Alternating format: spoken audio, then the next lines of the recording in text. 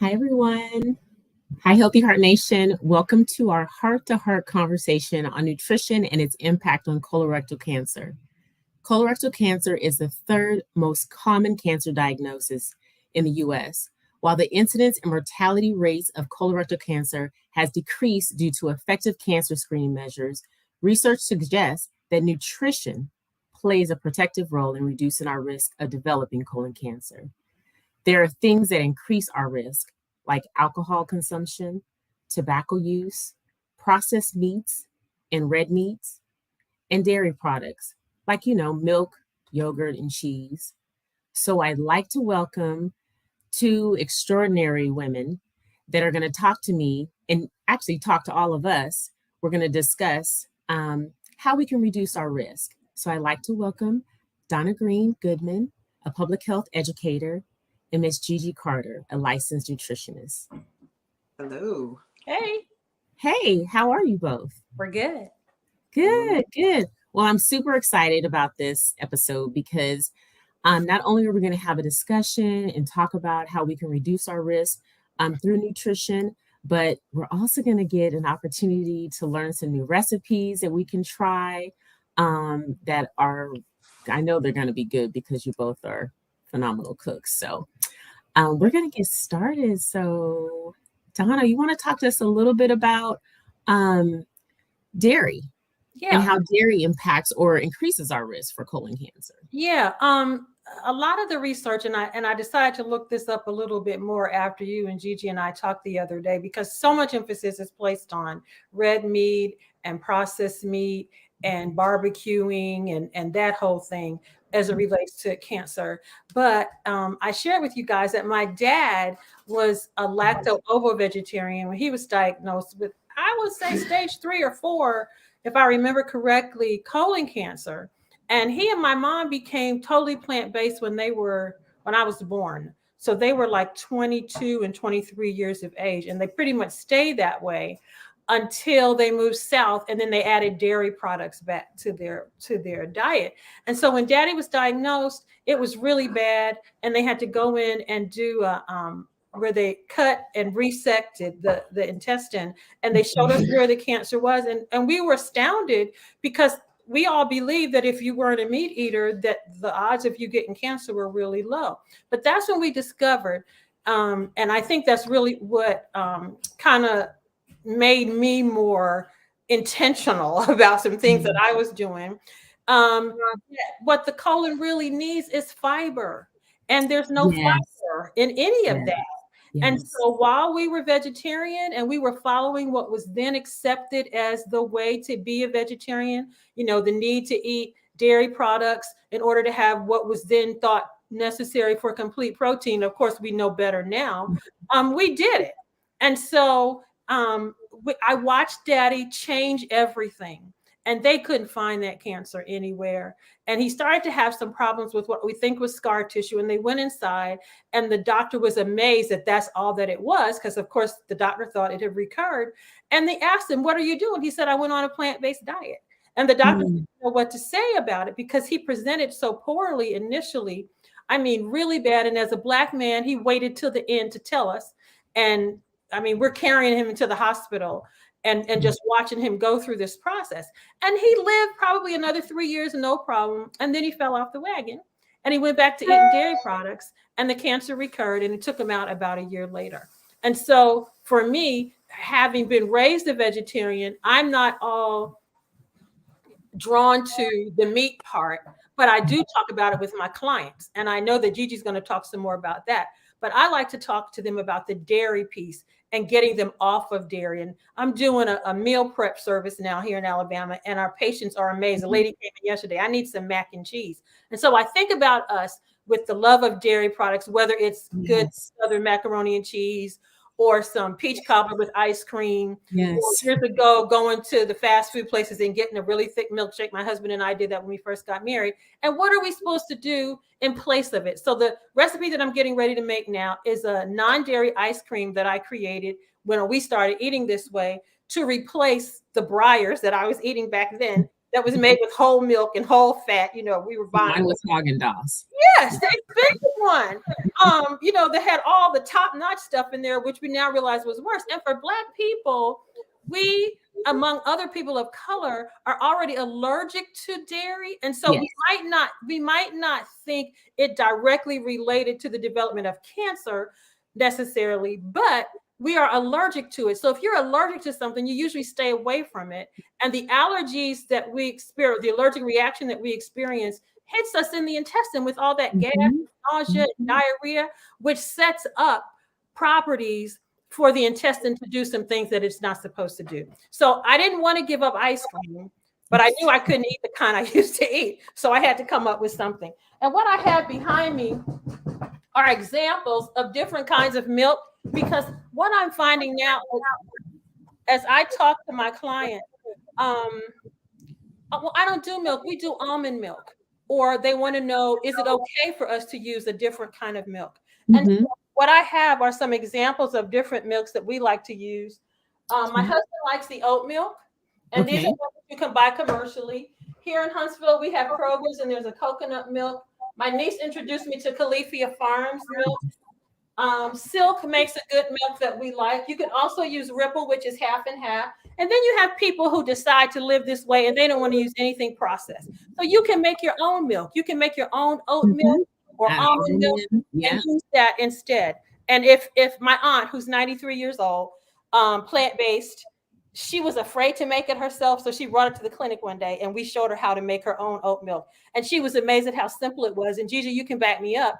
When you make it this way, then you get all the fiber. It stays right there in the milk compared to some of the processed milk that you might get if you were buying it and it didn't have the fiber in it. So if you don't want to use that, you can definitely go ahead and make it yourself. Okay, I want to say this. I know that you're going to be sharing the recipe of the ice cream, but I'd also ask that you share the recipe for the oat milk. Okay. Well, usually when that would be your own milk, it's usually a cup of whatever you want to use. Almonds, cashews, and I'm going to use cashews in my second recipe, but it can be almonds or cashews or oats or rice, whatever you like. And I usually, I like to use Vitamixes, which are a stronger blender. And so I usually start out with about a cup of whatever I'm going to use, the cashews or the almonds, and about a cup of water so that you're able to blend that thoroughly and not have little pieces all over the place. And then you can add more water to it, usually about 3 or 4 more cups of water. Blend that till it's really smooth. If you like it just like that, you can drink it like that. You can strain it through a cheesecloth if you want to. You can add a little sweetener to it if you want. And it's that simple. I mean, it's how long will it last? How long will that last us? Usually people who make it are going to use it right away. So if you're making 4 to 8 cups and there's a family there and they're all drinking about a cup and you're cooking with it, you're probably going to go through that. And that's something that you can make on a regular basis if that's what you want to do. You know, years ago when I wasn't as busy as I am now, I could do that. Now I go to Kroger and I get what they have and I use it and I'm fine with it. Okay, so what I'm going to do, everybody can see this? Yeah. Okay.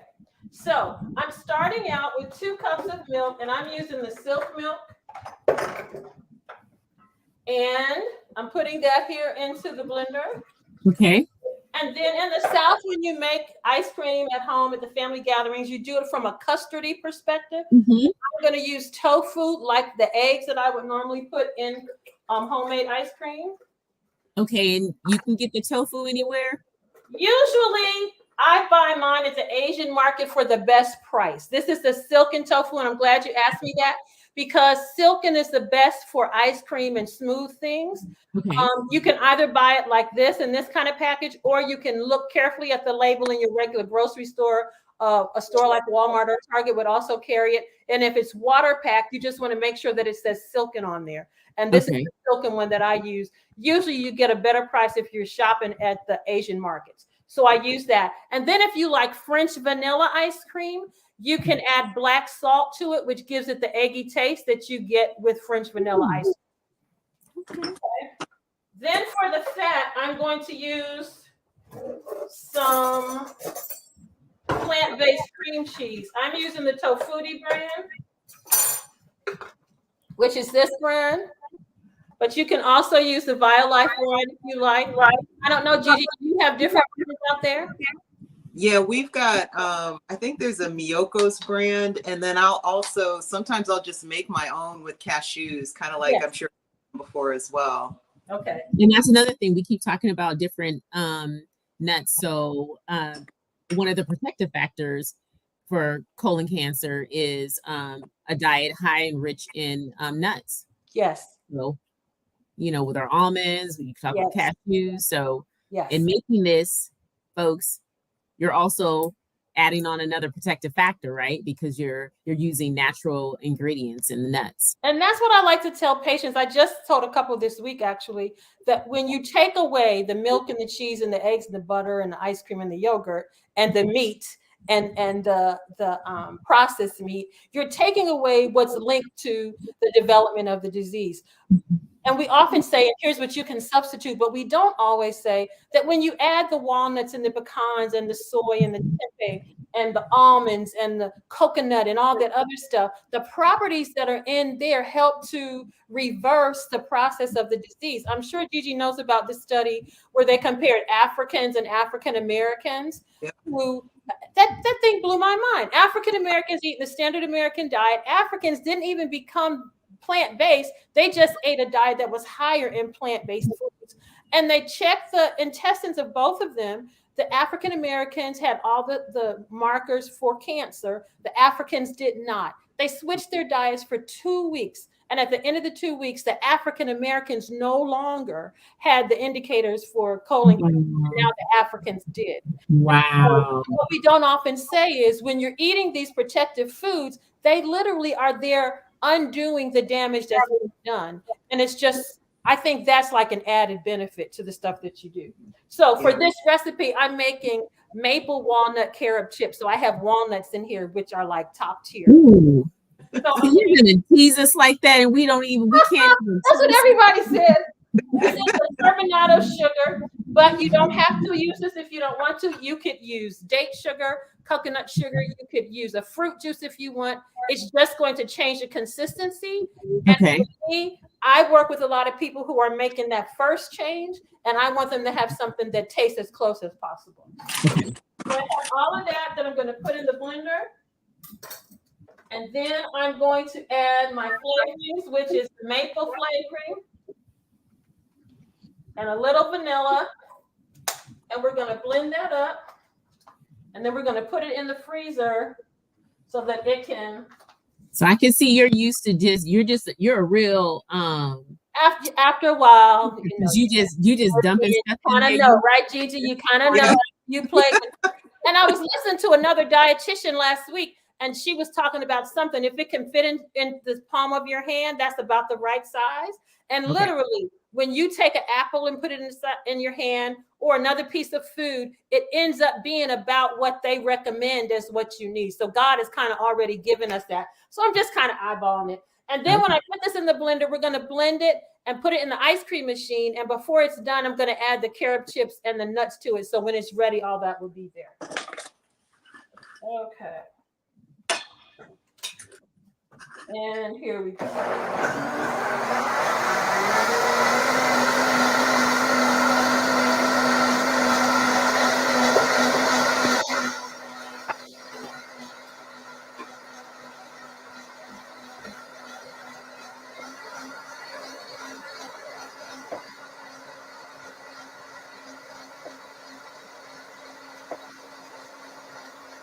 Well, it looks good.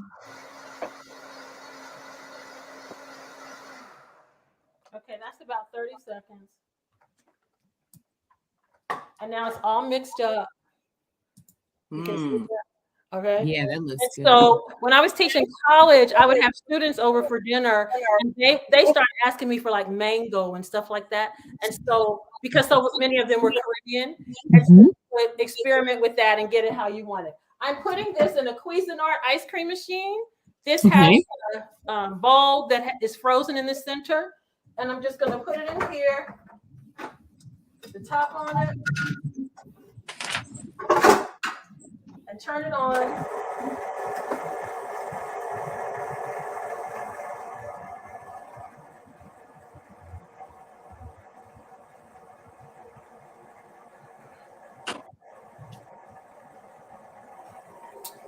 Yeah, I taste. See, there she goes, Gigi, Yep. tempting us again. I know I'm know. going to be jealous of you in a minute when you start cooking other stuff because But you can do this. You can do this. And you now get to eat it though. because what I did was use tofu, and so many of us are afraid of tofu because all that stuff we've heard. But I'm a 27-year breast cancer survivor who has lived on tofu and its products for the last 27 years, and the new data shows that what we were saying before is not true. It literally is protective of all that stuff that goes on in the system. Thank you for saying that. Thank you for saying, and then sharing your own personal testimony that you are a survivor of, breast cancer, and right, and you can still 27 years, invasive, aggressive, metastatic, 6 of 17 lymph nodes positive, given 2 to 5 years to live. And I watched what happened to my dad, and I'm like, I'm not going out like this. Whatever I do, I'm going to stick with it. And I have stuck with it. And 5 years out, we're doing the Peachtree Road Race. And my husband runs into my surgeon, and she wants to know how I was and could I come back so that I could do the chemo. I'm like, don't think so. And I don't know, whatever a person decides, whether they're going to do the chemo and all the treatment, you can always make lifestyle changes. Yes. Because the chemotherapy takes care of what it sees, but it doesn't do anything to help prevent a recurrence. It's related to the choices that you make. And I don't know that we're saying that loudly enough, and empowering people to make those choices. And so that's why I was happy to start with the tofu. And now, Gigi, you're going to make a couple more dishes using a variation of soy. Yep. So it's not magic, folks. We have to let the ice cream cure and do what it needs to do. So we're going to transition, and Gigi, I know you're going to talk to us about some meat replacements so that we're not, focused on those processed, incorporating those processed meats and red meats into our diet. We can use some other things. So I'm super excited. Yeah, I'm excited too because you mentioned some very important statistics at the beginning of this around colon cancer being, I think, the second or third most common cause of cancer deaths in the U.S. And a new study actually came out at the beginning of this month from the American Cancer Society, and they stated that it's actually the leading cause of cancer among men under the age of 50. Yes. And so we all know about Chadwick Boseman and his early death, and very heartbreaking. And so colon cancer is just becoming more and more prevalent among young people. So my favorite meat replacement is tempeh. So I'm going to hold up a package here. You should be able to break it down because not everybody, I know what tempeh is. I know Donna does, but I need you to break it down for everybody. What is tempeh? It's basically a fermented soy product, and it's super high in protein. It's low in fat. And what I love about this is that depending on how you season it, it can take on the flavors of whatever you season it with. It's like tofu. Sorry? It's like tofu. It takes on, like you said, the flavor of whatever you season it with. It is similar to tofu, but the texture of it is very different. I'm going to hold up a piece of a block that I've already opened up. If you can see, it's got all these ridges. It's very firm and hardy and dense. Unlike tofu, can be very soft, especially the silken tofu that Donna's using. And so the texture of it is different, and it is, like I mentioned, very high in protein. So basically, if you were to split this package between two people, it would be about over 20 grams of protein just in this half a block of tempeh. So it's a very great source of healthy plant-based protein. And where am I getting my tempeh from? You should be able to get it from your grocery store. I find that, I've seen this at Walmart. I've seen this at Kroger. I live in a rural area, so I have it at my local grocery store. Actually, we have a co-op here and a regular grocery store that's kind of like a Safeway. And so I find it at both places. So it should be readily available. It should be in the same section as where you'd find the tofu. And the other thing I just want to point out, because when you pick up the package, Sometimes there'll be little spots on it. Don't be alarmed by that. Sometimes there's a little bit of, different kind of coloration in the tempeh. Just make sure you look at the expiration date. If it's, before the expiration date, then you're fine. And so, like with anything, right? So what I'm making today is a tempeh bacon and a chorizo kind of sausage crumble. So bacon, sausage, as with other processed meats, the World Health Organization has classified that as a class 1 carcinogen back in 2015. So it's been like 8 years since they've done that. And a lot of people aren't aware of it because we still see it. It's so ubiquitous. It's everywhere. It's even, at church functions, when you're selling hot dogs or something to raise money for something. So a lot of people don't realize that. And it's unfortunate. But it is in things like bacon and sausage and cured meats and ham, beef jerky, canned meats. So you definitely want to move towards more of a healthy plant-based source of protein to eliminate that food, which then adds to the risk. So we're going to start with the bacon. Can I ask you this, Gigi? Because a lot of people will say, if you've never had bacon, then how do you know what you're doing it really tastes like bacon? You see what I'm saying? So they're like, oh, it's easy for you because you probably never had bacon. So you're just making a substitute. I ate a lot of bacon. I ate the standard American diet up until I was 40 years old. I'm 51 now. Okay. And I had my own health problems. I was diagnosed with high cholesterol. I had carotid. Basically, they did a carotid artery scan of my neck, and they said I had the arteries of a 46-year-old. I had so much plaque building up, but I was only 35. Doctor wanted to put me on a statin drug at 35, and I politely declined and said no, thank you, because I knew I wasn't taking the best care of myself. Now, keep in mind, I wasn't eating fast food. I wasn't going through the drive-through and eating fast food.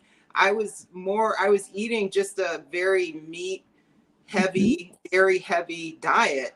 And I did eat, growing up, we didn't have a lot of money. So yeah, we had the government cheese and the bologna sandwiches, the Kraft macaroni and cheese in the box. Sorry if I'm naming names, but that's what we ate. That's what we ate.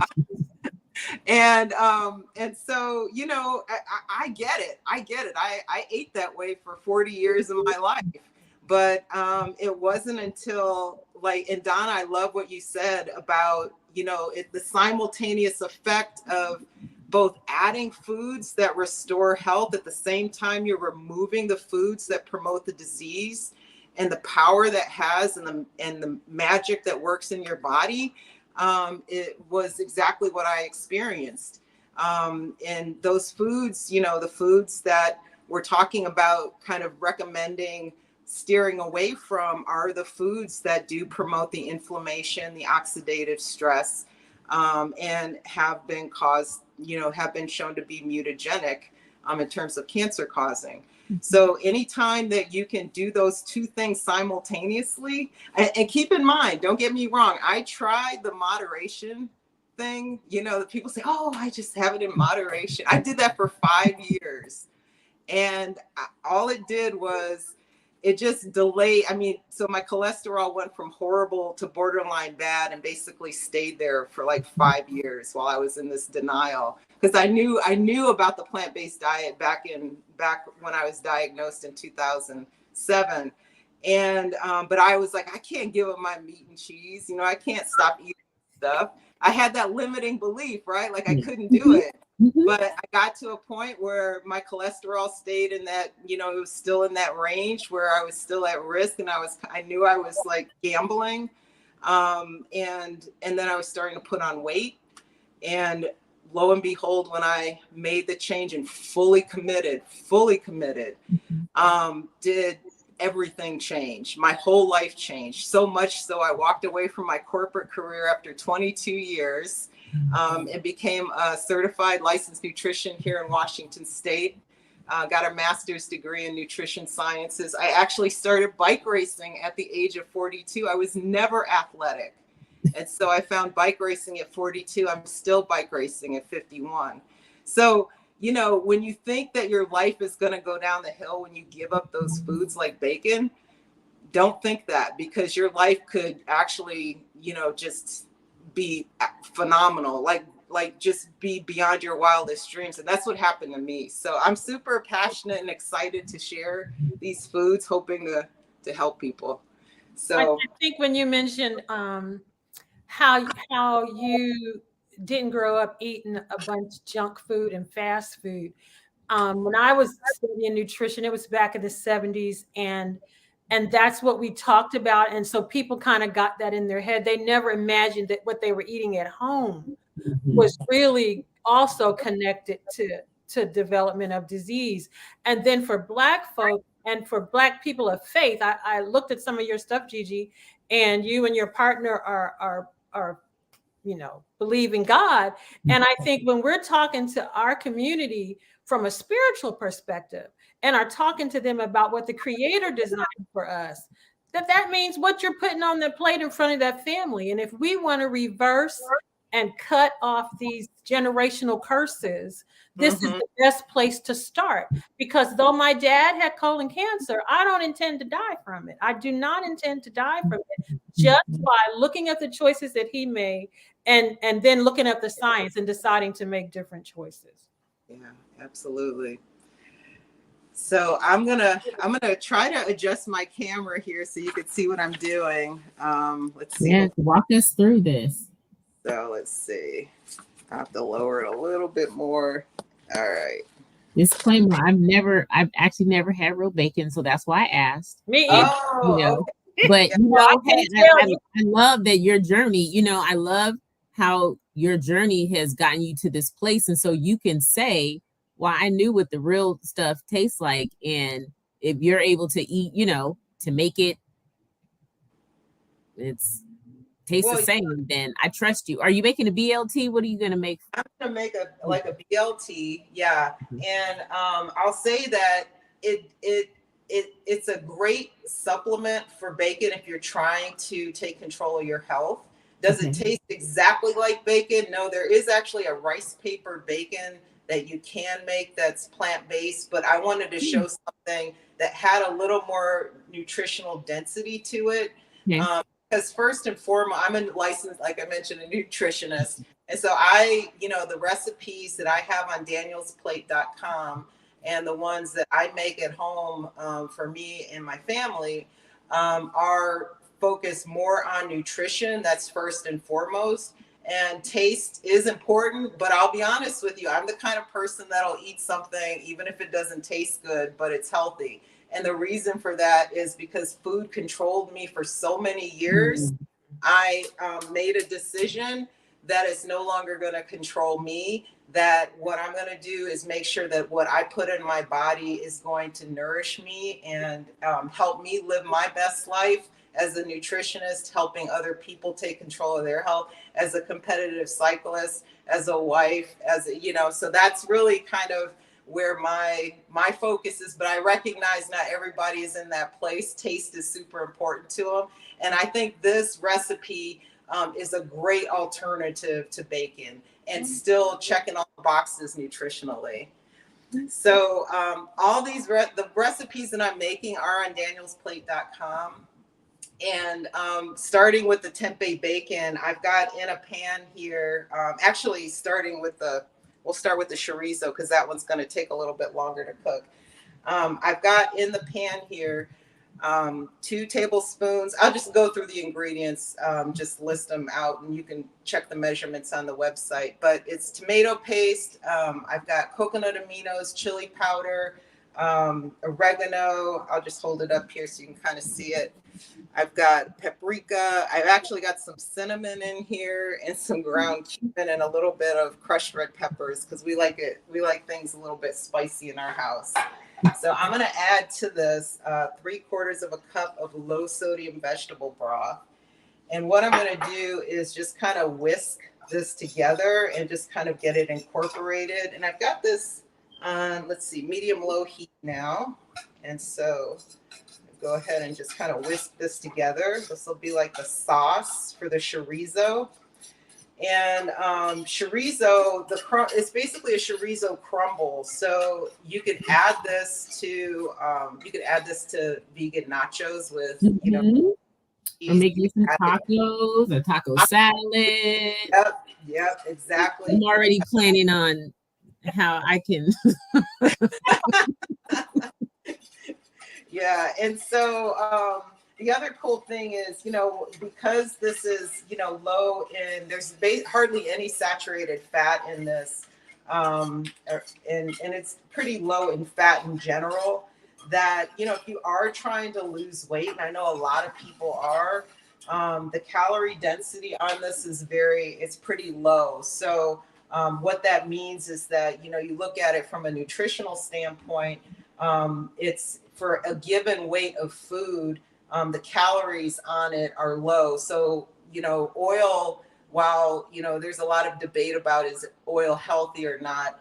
And I will just say that if you're trying to lose weight, removing oil from your cooking is an easy way to lose weight. I've had clients that just stopped using oil and they saw an immediate benefit in terms of weight loss, in addition to, eating a diet, a whole food plant-based diet.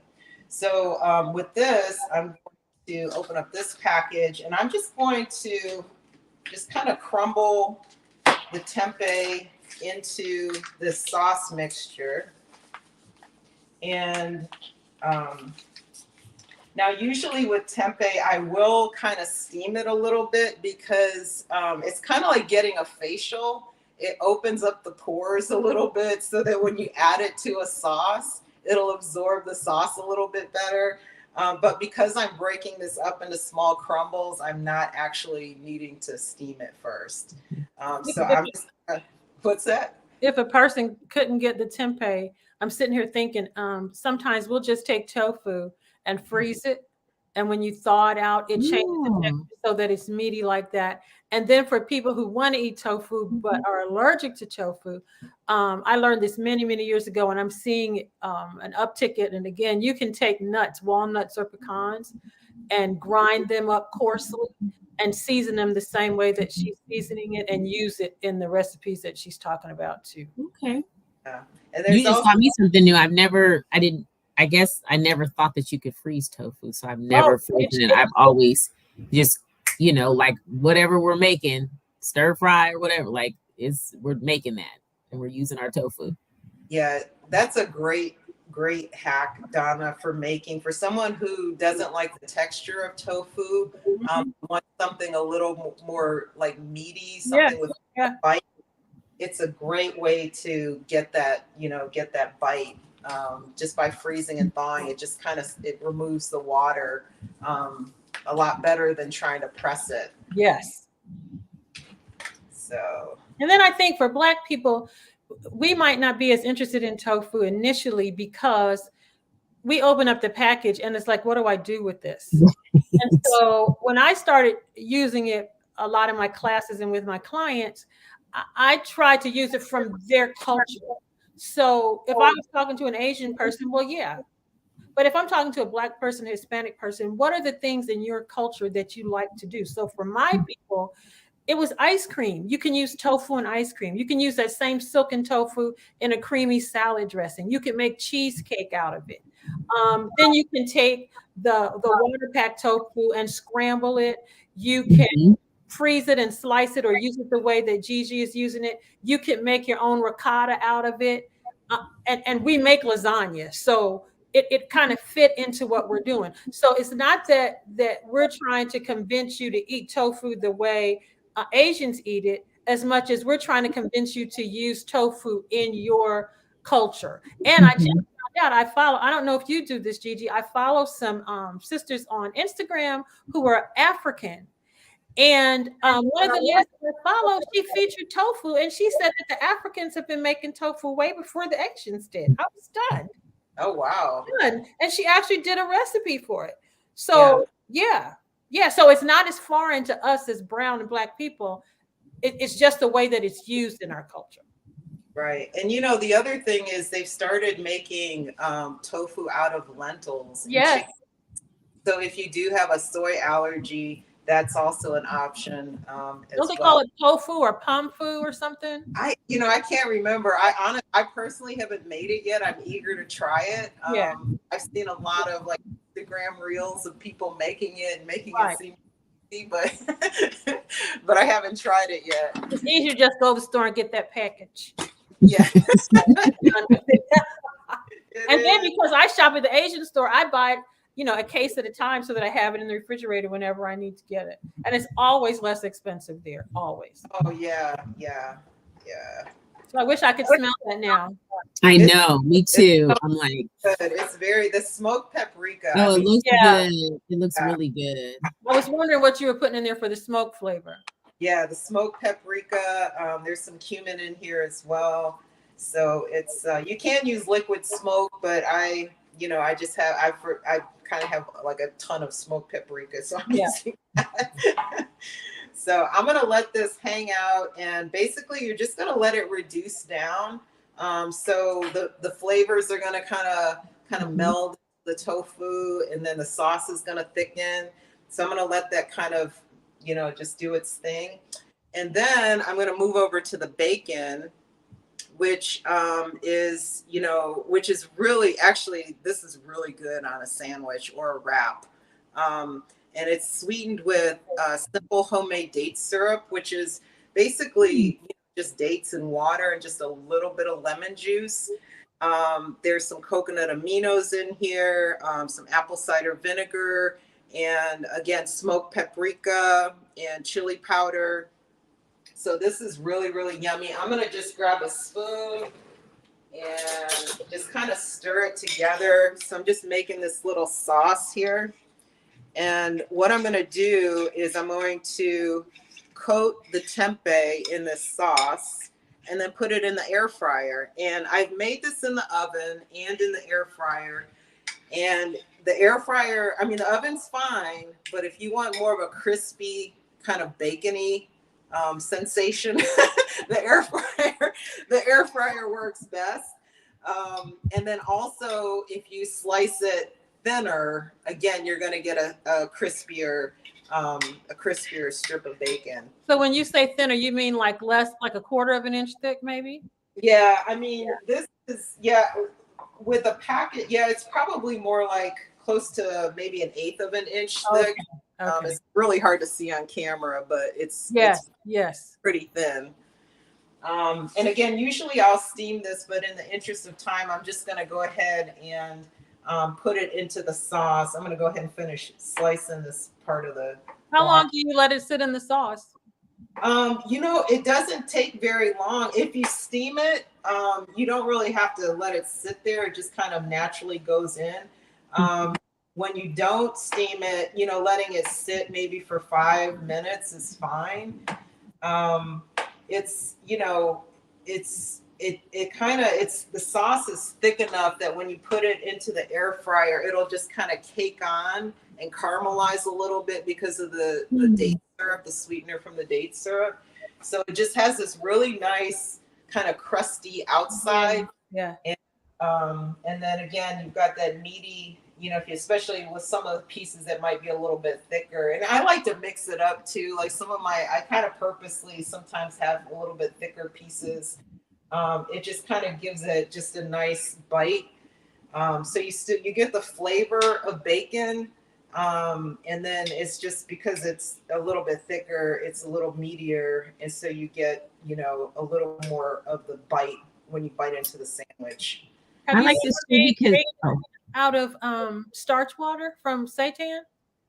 I'm sorry? Have you ever made bacon out of starch water from seitan? I have not. No, that sounds interesting though. Yeah, Google that when you're done. You might like to see it too, Michelle. People who make homemade seitan, also known as gluten, when you're washing it out, they save the starchy water, and you can make noodles out of it, and you can make bacon out of it. And there are people who are really good at it, and they color part of the bacon so that it's that reddish brown color and the whitey color, and they make these amazing strips. And some of the seasonings that you're using are what's there. And then the thing with the bacon, the animal bacon, is the way that it's processed, of course, and then it's also high fat. And then when you think about us as a culture, we often like to grill stuff. And we were taught that grilling is better than frying. Well, now we know that once that fat hits the heat, it becomes carcinogenic. Yes. And so you're not only exposing yourself to that carcinogen that can impact your intestine, but other parts of your body as well. Yep. And there was a study done out there in Northern California with African American men whose incidence of prostate cancer was just off the charts. And they compared them to a population of white men in the same area. And the thing that the Black people were doing was barbecuing that chicken. And the crispier it was, the better it tasted. But that's when you're increasing all of the carcinogens. And so everything that Gigi is offering, we've got a patient now who's 75 years old, and he's just started making some changes, and he's already improving so well that he doesn't want to stop it. And I think he was at the clinic one day, and I'm making something. He said, I can't taste it. And so that meant there's not enough seasoning in it. So I added seasoning, and he's like, okay, now I can taste it. And so the seasoning that Gigi is using, that's the secret to it, you know? Yeah, I love that too, that you are incorporating, or you're teaching me some new things that I need to try as far as seasoning. Cause you know, you kind of get your group of seasonings that right that you're used to, and you're like, okay, I know how to flavor this, I know how to make this taste a certain way, and we get comfortable, but then we get bored. Oh, well, I'll speak for myself. I get bored after a while, and some in my family too. And so I'm like learning like different things. I keep listening to what you're saying, you're putting into it to make the sauces. And so I'm learning new ways to be able to, you know, utilize seasonings. Cause when you were saying with even the bacon, I'm so intrigued by this. You said apple cider vinegar, and then the maple. And I'm like, well, how is that? Cause that's going to cancel. Is that going to cancel, you know, the sweetness out with the apple cider vinegar? No, and you know what? It hits all the right, like it's got all the taste buds. You got your, you know, your sweet, your salty, your umami, you know, it's got the whole kind of, it hits the palate in all the right places. And but going back to something that Donna said, you know, I think a lot of people don't realize. I'll tell you, when my husband and I first got married and we got life insurance, one of the questions they asked was, you know, do we eat grilled meat? And I was like, you know, I'm in my 20s. I'm like, why are you asking me that? That's a weird question. But he said, we have to ask it. And then I said, yeah, we eat grilled meat. He said, this was at a time we were still eating meat. He said, how often? And what I later learned is that the reason for that obviously is the cancer, but the substance in that is called, there's things called heterocyclic amines and polycyclic aromatic hydrocarbons. And they're both very related, and they're both shown to be mutagenic. But when you heat meats above 300 degrees Fahrenheit, which is very easy to do on a grill, right? And it's smoked and there's an open flame, it creates that. And so that's what's mutagenic and cancer causing in your body. So I've got a couple rows of bacon. Oh, wow, it really looks like bacon. Yeah.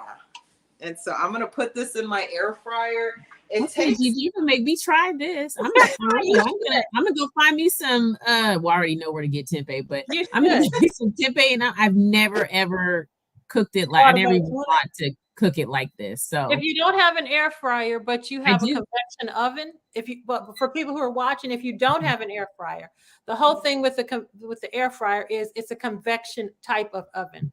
So if you already have a convection oven in your home, it will do the same thing because the air is distributed evenly throughout it and not just hot spots all over the place. And that's what makes it warm up well. My husband is Gigi. While you're why are you gonna do that to us? I'm just testing it to see. That's what I'm doing. That's what I'm doing. Okay. Well, Gigi, while you're finishing up putting stuff together, Donna, I want to know what else do you have for us? Because okay, so the next thing that I'm gonna make is this what's really like rotel. Okay. And when I started eating this way, I substituted for cheese, and cheese sauce was really important. So I learned how to make this cheese sauce to put over broccoli. because that's what I was taught, but that wasn't what I ate all the time. So I stopped doing that and decided I was going to still make the cheese. Now I cook broccoli with onions and garlic and some plant-based chicken style seasoning, and it's on and popping. And I make this other cheese sauce, which is like Rotel. And so when you're making your homemade cheeses, again, this is another good example of using nuts. I'm going to use cashews. If you don't have cashews, you could use almonds. If you don't use nuts, you just need to use something that's high in starch. So you could put like potatoes and carrots. Some people use that as the base for it. The carrots would be for the color. You could probably do a flour water mixture and add all the other stuff to it. And then it would thicken once it's cooked. But I'm going to use cashews. And I'm going to put a little water in here. You know what I'm going to do? I'm going to go ahead and mix everything together. Usually I will put a little bit of water in here and mix this up. But lately I've been doing something different. I'm going to add cornstarch, salt, onion powder, and garlic powder. And of course, the cornstarch is going to add with the thickening. I'm going to add some lemon juice. I'm going to add some pimento to give it the orange color. If you don't have pimento, but you may have a jar of oven roasted tomatoes on the shelf, or if you have a fresh pepper, you could use that as well. I'm going to add that. And then I'm going to put some nutritional yeast, which is deactivated yeast, and it has a really good cheesy flavor. Okay. So what we're trying to do is substitute all of that not so good stuff with some good stuff or with some better stuff. And again, this is something that you just blend in the blender, and then I'm going to put it on the stove and cook it until it's thickened. So here we go with the blender again.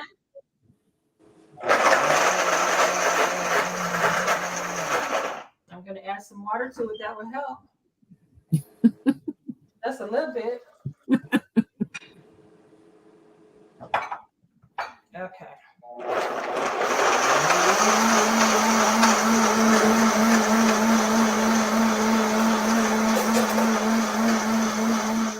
So do the cashews that you put in, does it kind of just give it texture or consistency?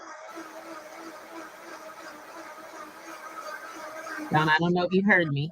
And you see how the color has already gone towards that orange look? Uh-huh. So does the cashews give it like texture, consistency? Whenever you blend up cashews, almonds, I know for sure, and some of your other smaller seeds in water, you're making it smaller, so all this starch is released and it thickens, it becomes creamy. So if you're used to making some kind of casserole, I know chicken casseroles have cream of celery soup or cream of chicken soup in it. You can use cashews as the base and season it with what you would get in the can of cream of chicken or cream of celery soup. Got it.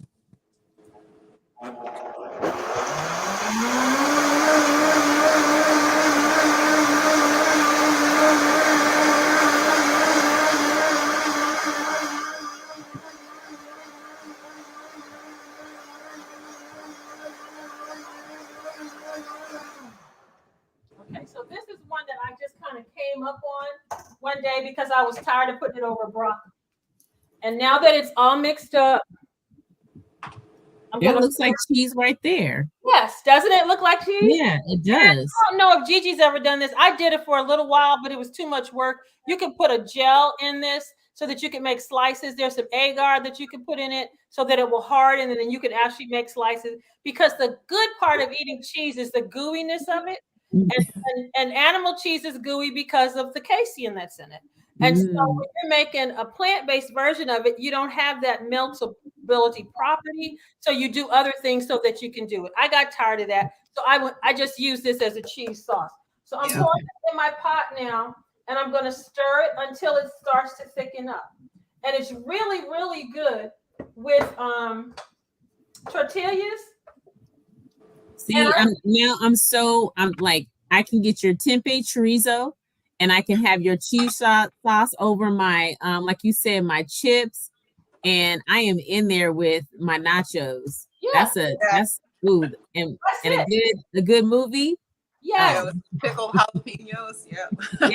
When we lived in Atlanta, we used to partner with some of my friends who work for American Heart and the American Cancer Society in the hood doing health fairs and stuff. We go to Morehouse School of Medicine, and this was one of the things we would always take. And every single time we did it, somebody would, show up at the last minute. What y'all got? And we're like, it's all gone. So this one guy came over to the pot. He said, I see something in that pot. You need to scrape that out and give it to me. So my mother was alive at the time, and that's what she did. And what we decided to do was to not just have just this plain orange cheese sauce, but to make it more like Rotel. So you could use some of the tempeh that Gigi is using. You could use some burger like I'm using. You could use nuts in it if you wanted to. And then I like to use on the border Mexican Grill and Cantina salsa. So when the chicken's up, I'm going to add some veggie burger and some of this salsa to it.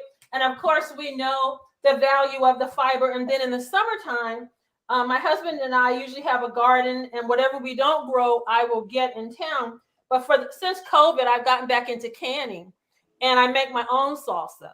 So you can control everything that's put in there. And we make a plain one and one that's a peach flavor. And then you can use that inside of this as well. And it gets really thick and it coats. I have this on high, so it shouldn't take long to thicken. My mouth is watering. It really is. And we're running out of time. We're running out of time. If y'all don't see these wonderful like recipes and replacements so that you don't have to worry about, oh, I can't have my, whatever, I don't know, your hamburger, your taco, or whatever you're into. You see how delicious this food looks. And I know it tastes wonderful because I know you are both, like I said, phenomenal cooks. And you've given me some ideas. I'm so excited because this is what we need. We need practical, things that we can do to eat healthy. And it's easy. It didn't seem like it took any time for either of, and we've already had like 4 recipes right now, right? 4 things that we can do that we can change and incorporate into our diets, and they're protective against colon cancer and other cancers, and just Donna, there we go. What are you doing to me? Well, you wanted to see it, and that does not look like. No, that's the thing. Why do it? Why do it if it's not going to look like what I'm used to eating? That's right. The point. And I think I speak for Gigi and myself. While we can't have the bacon and I can't have the brightest ice cream, I have my health and my life. Yes. And, we're always talking about, God giving us life and having it more abundantly. This is how you do it. This is how you do it. And it's still eating good. Yes. And it doesn't take long to see the benefit. So there we have it. That is, okay. And here I have my chorizo breakfast hash. Yes.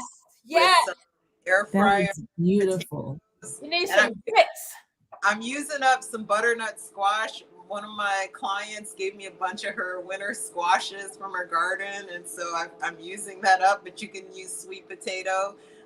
But the nice thing about it is you've got a nice little sweet part to the spicy chorizo, and then the savory potatoes, and you just top it with some fresh herbs, and this is breakfast.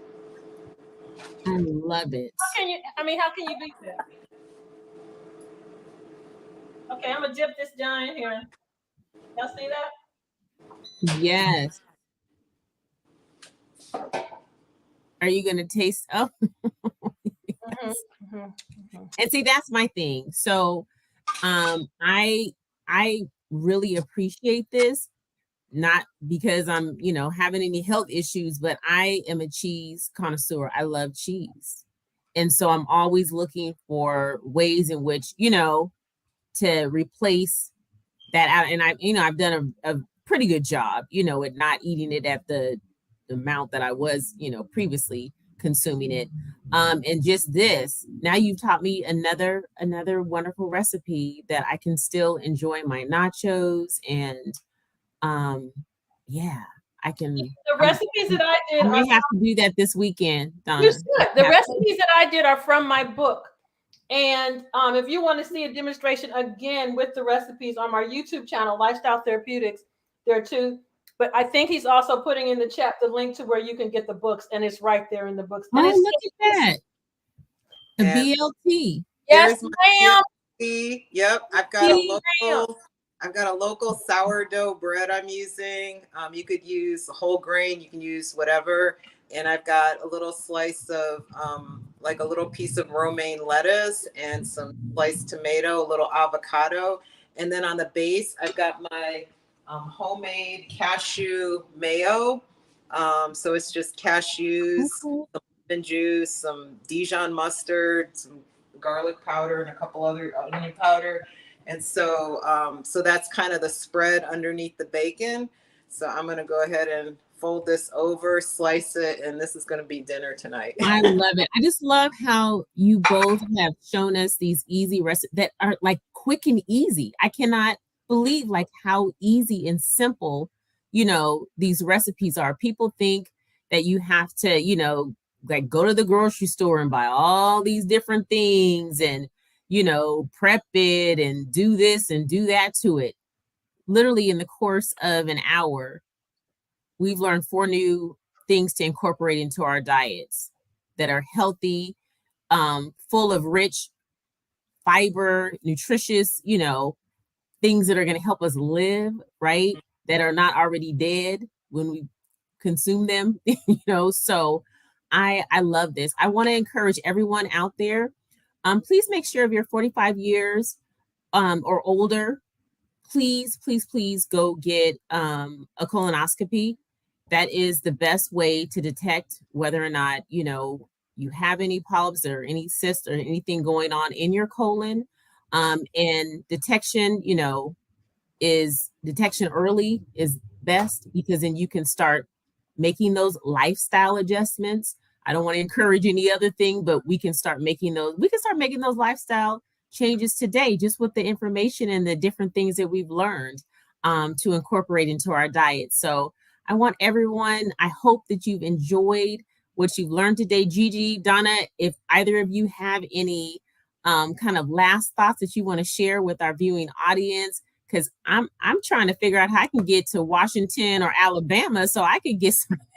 Come on, take them on the tour, right, Gigi? That's right. That's right. I think all I want to say is be the committee of one to make the changes and watch not only what happens to your body, but just how your mind changes, how your spirit opens up, and how you can impact your family so that what you came to the table with is not what you have to leave the table with. And you can get out of the doctor's office and off those medications. That's right. That's right. Amen. Yeah. And being a leader for family and those that are around you, because I'll tell you, when you start making these changes, you inspire other people. You just naturally do that because they see the change in you and they want to be like that. They want to feel that. They want to experience that, because it really is true freedom when you can take control of your health and you use food as medicine. You can really change the trajectory of your health span forward and those that are around you. So definitely check us out. I'm just so excited about eating this for dinner, and I wish I had some for ice cream, Donna. And I'm not a ice cream eater, but this is good. I'm gonna go shopping because I need to try out all of this this weekend. So please, and I would encourage you all, thank you so much for joining us. And I want to thank you, Donna. I want to thank you, Gigi, for sharing your personal stories about your health journeys and just giving us, like I said, some new recipes to incorporate into our diets that are going to help us live better and just be healthier. And I ask that you all try these recipes. They're going to be in the link somewhere below after this. So we're going to make sure that you have access to them. And hopefully you've been watching. We've been kind of scrolling them across the screen so you can engage Gigi and Donna after this. They have their own websites. They, like I said, are phenomenal cooks. So try these recipes and let us know. Leave some comments so we know, what you think about the recipes. So thank you again. I appreciate you both. And I'm serious, when I'm in town, Gigi, because Washington's my hometown, I'm gonna have to come over and hang out with you and eat some of your good food. And Donna, I plan on being in Alabama here in a little bit. So a couple weeks. I'll let you know. Okay. Thank you both. Have a wonderful, wonderful rest of your day. Thanks. Thanks, you too. Take care.